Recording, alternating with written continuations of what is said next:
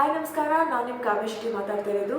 ನಮ್ಮ cinema smile please ಇದೇ February 10ನೇ ತಾರೀಕಿಗೆ ರಿಲೀಸ್ ಆಗ್ತಾ ಇದೆ. ಸೊ ನಮ್ಮ ಸಿನಿಮಾನ ಥಿಯೇಟ್ರಿಗೆ ಹೋಗಿ ನೋಡಿ. ಹಾಗೂ ಇನ್ನಷ್ಟು ಕನ್ನಡ ಸಿನಿಮಾಗಳ ಮಾಹಿತಿಗಾಗಿ ಕಲರ್ ಟಾಕೀಸ್ ಸಬ್ಸ್ಕ್ರೈಬ್ ಮಾಡಿ. Thank you.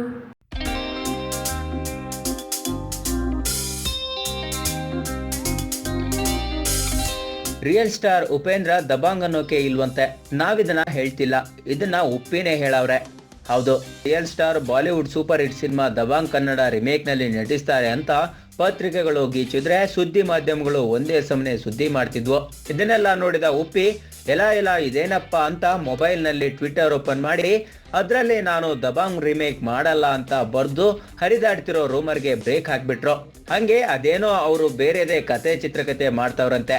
ಸದ್ಯದಲ್ಲೇ ಈ ಹೊಸ ಪ್ರಾಜೆಕ್ಟ್ಗೆ ತಿಳಿಸ್ತೀನಿ ಅಂತಲೂ ಹೇಳವ್ರೆ ರಿಯಲ್ ಸ್ಟಾರ್.